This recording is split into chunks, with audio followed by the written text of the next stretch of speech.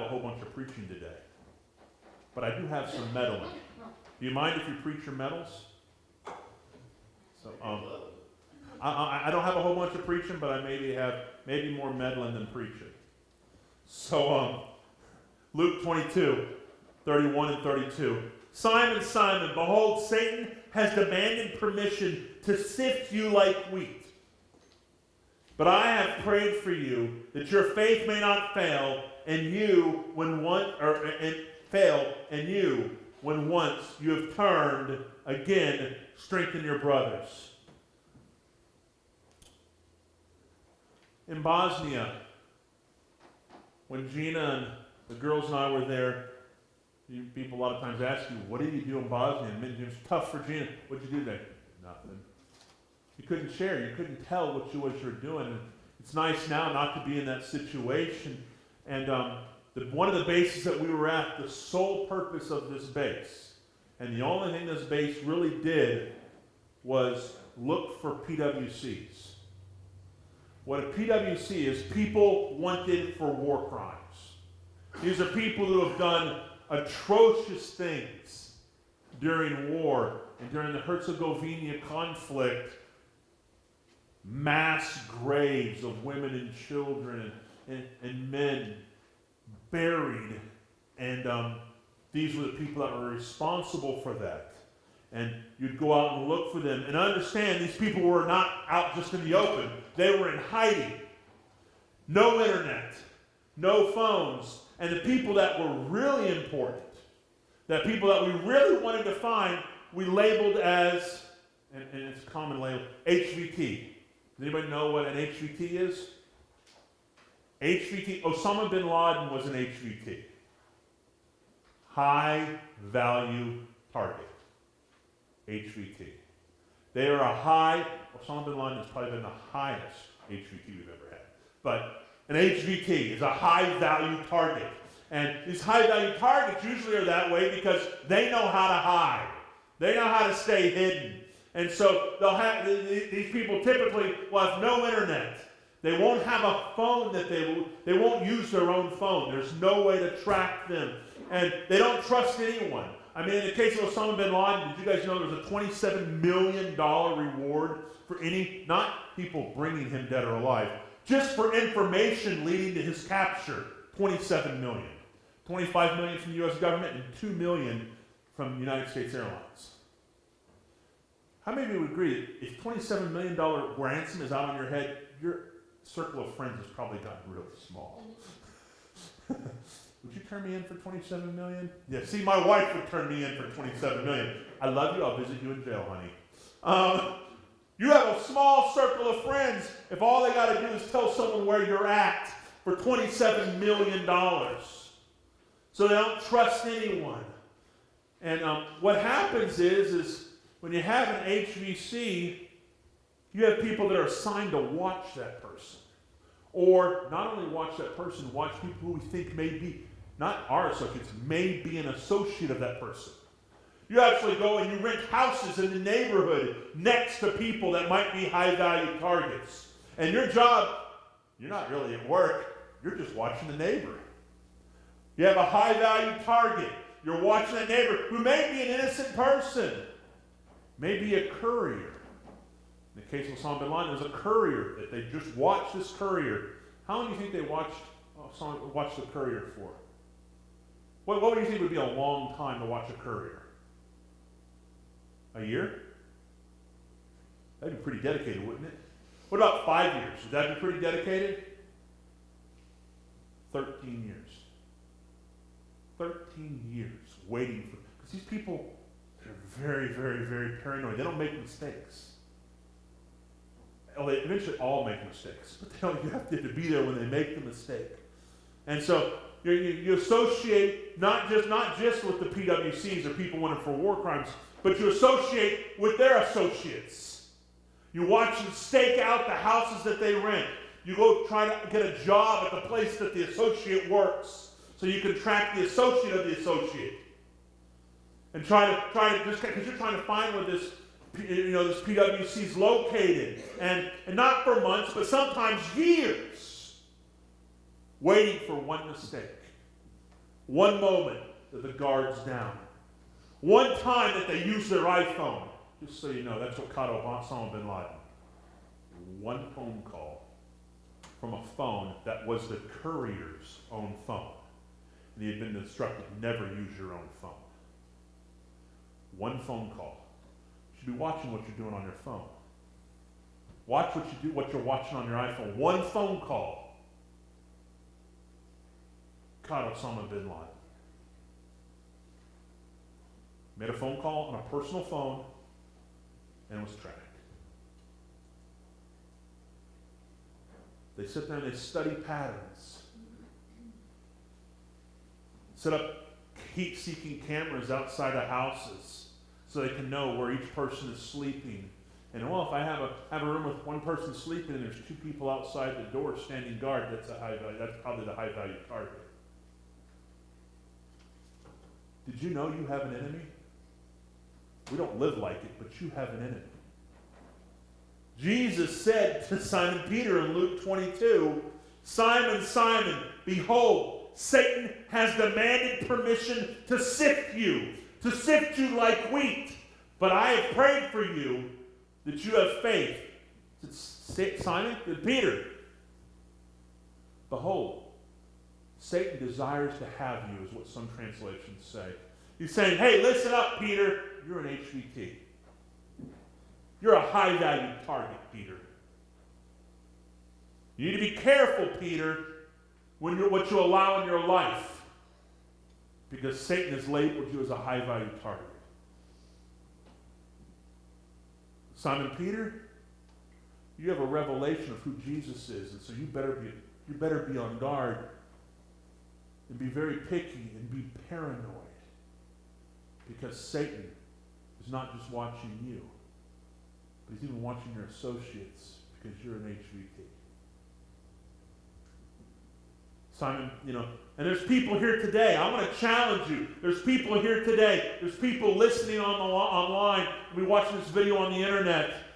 The more you know about God, the longer you walk with God, you're an HVT. The longer you know God. You're an HVT. The longer you walk with God. The more Bible you understand makes you an HVT, high value target. The more you become, the more of an HVT of hell you are. Satan has an HVT list. I know he does. I learned a lot. I tell people I learned more in the Army than I learned in Bible college. I want to tell you, Satan has a high value target list. Pastors' kids, you're on a high value target list. College students, you're on a high value target list. Parents, you're on a high value target list. I take you out, I get at least 3 or 4 others. That's called, I can get one person, I get the domino effect, I get collateral damage. That makes that an HVT. I can use all my resources on one and get 3 or 4 for one. Grandparents, you're an HVT. You're a high value target. We don't live our life like it. We don't actually live our lives by Ephesians 6:12 that tells us you wrestle not against flesh and blood, but against principalities and powers and rulers of darkness in heavenly places. We don't live. Let me break it down for you and see if I can. We've all heard of SEAL Team 6, which is kind of sad. There is no SEAL Team 6 anymore. But as soon as you heard about it, it was gone. But we heard about SEAL Team 6. I want to let you know there's a Satan Team 6. You just need to get that in your mind, that you understand there are teams that are assigned to you because you're an HVT. You're a high-value target. Satan has demanded permission to sift you like wheat, is what he told Peter. What does it mean to sift wheat? What do you do when you sift wheat, ladies? You shake it. You put it in a shaker. Satan has come and he wants to shake you and separate you. You don't know how you...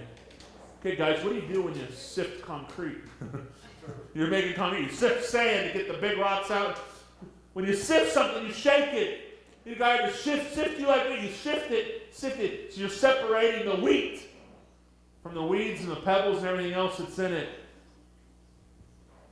We understand you shake to have to separate it. Satan wants to separate you from your spiritual friends. Satan wants to separate you from your worshiping friends. Satan wants to separate you from your mom and dad that love you. Satan wants to separate you from your pastors and spiritual voices. Satan wants to pull you away from the right people and push you to the wrong people. Saying, hey, Peter, Satan wants to shake you up and then separate you. Sift you like wheat. And he doesn't really care how much it costs. No, the U.S. had no problem giving $25 million away to catch Osama bin Laden. We didn't care how much it cost.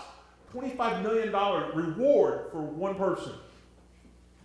They spent a lot more than that tracking him for 13 years. Satan doesn't care what it costs to get you to lose your purpose and your call.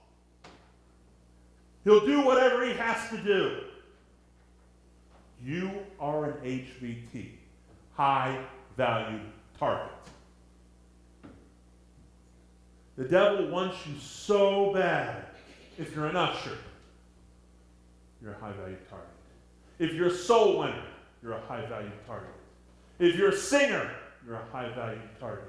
If you're a prayer intercessor, you're a high value target. If you're a person living for Christ, you're a high value target.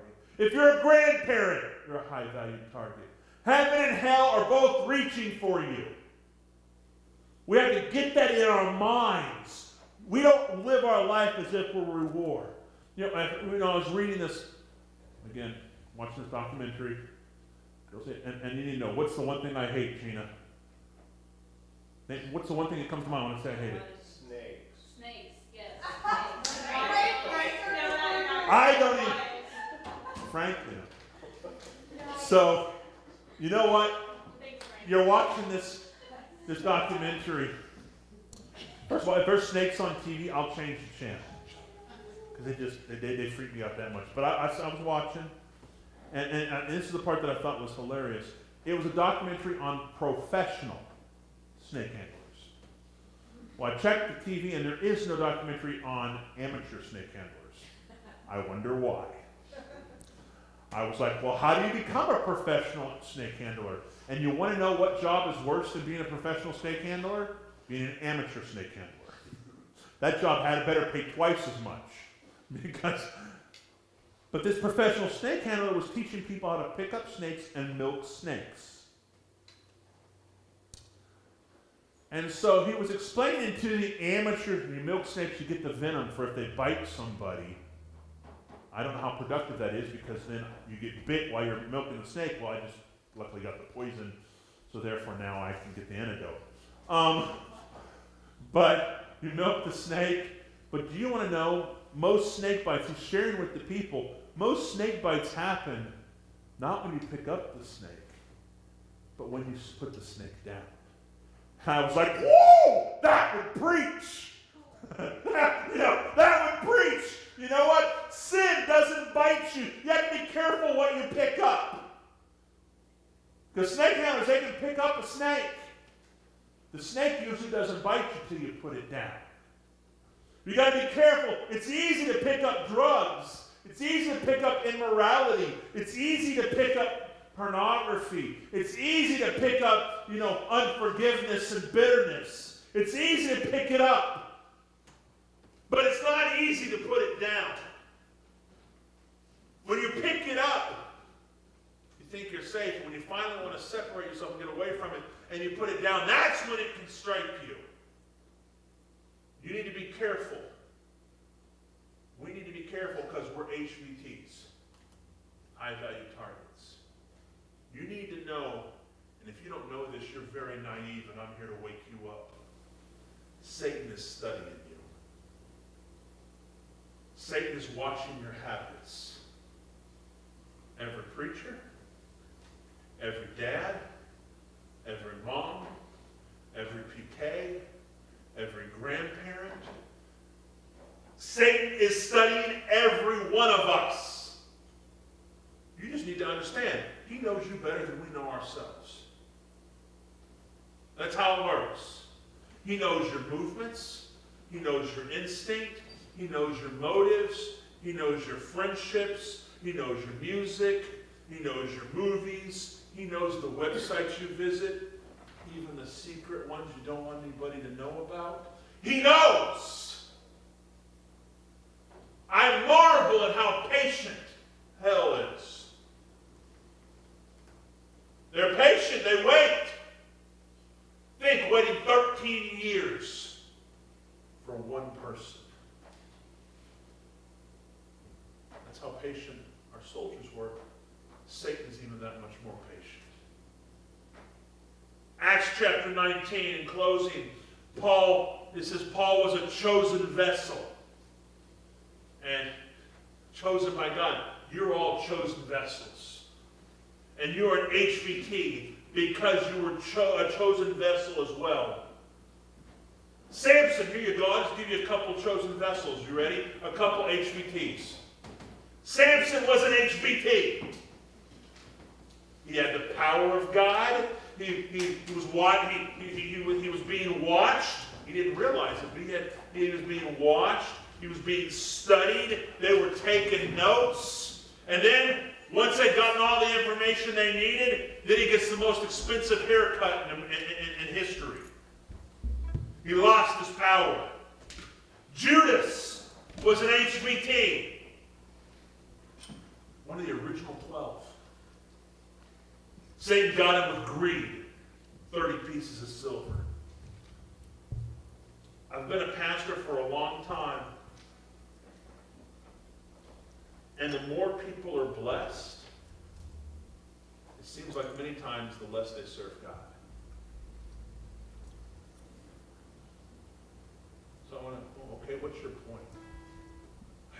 I wouldn't be doing too good if I was through preaching for college. You had one point, you're an HVT, and you're going to wonder what should you do about that point.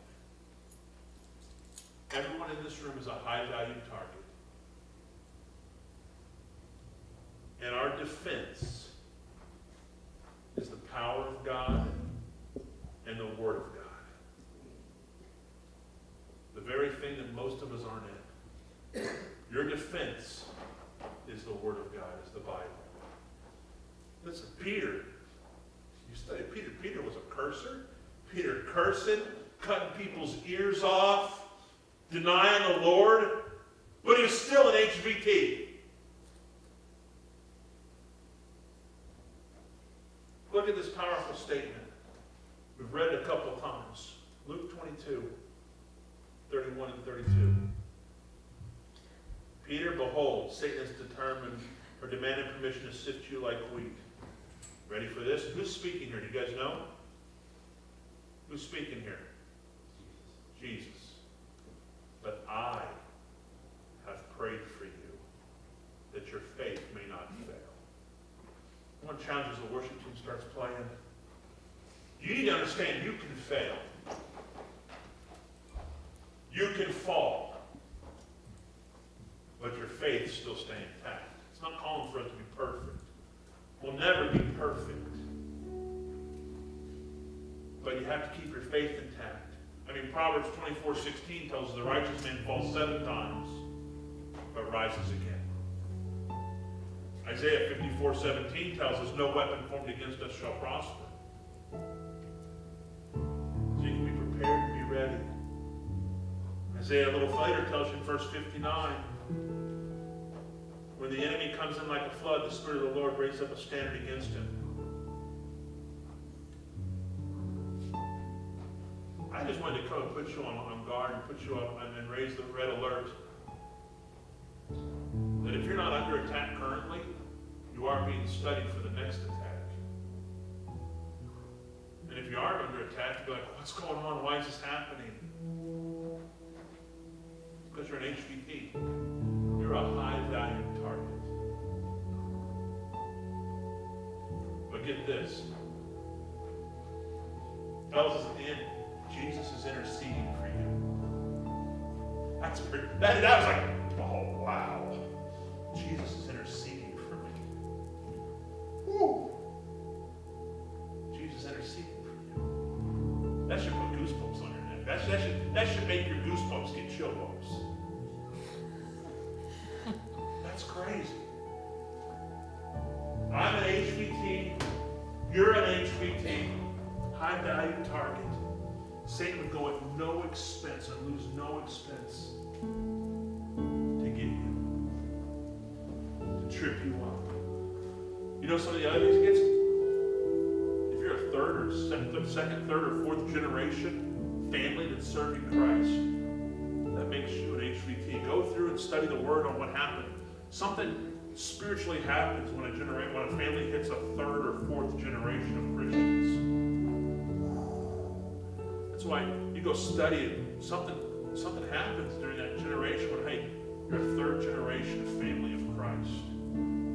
There's something powerful to that. But somehow as a pastor, one of the most difficult things I struggle with is walking around and people don't even realize they're at war. Don't even realize you're not only at war, but you have a special forces spiritual enemy taking notes on you. You need to understand the people here in this room. I know each of you. You watch it online. If you've accepted Jesus Christ as your Lord and Savior, and you're a parent, or a college student, or a teenager, or a grandparent, you don't just have any run-of-the-mill demon after you. You have Satan Team 6, because you're a high-value target. I take you out, I get multiple other people. But we need to start living our lives like that. Get into the Word and realizing that's our defense. The Word of God is our defense. And realizing I have Satan, I have Jesus, I have Satan after me, but I have Jesus interceding for me. Woo! That's awesome. So I don't know if it is that you're going through a hard time, and you'd be like, why is this happening? Well, now you know. Or maybe you're living your life like, yeah, and not being on guard. You need to straighten up. You need to be on guard. Because, ask the courier for Osama bin Laden, one mistake. One unplayed, one time he let his guard down, and he's trapped.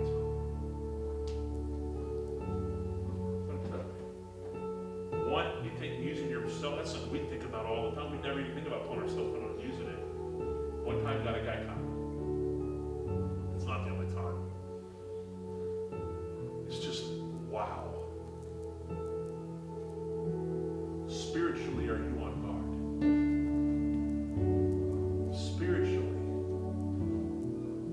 Are you sitting there? And I'm not talking about right or wrong. Satan knows you, hey, what music do you listen to? For some people, it may be okay to listen to this music. Satan's watching you. He's, hey, what is it God's told you? Hey, don't do this, don't do that. Hey, be on guard.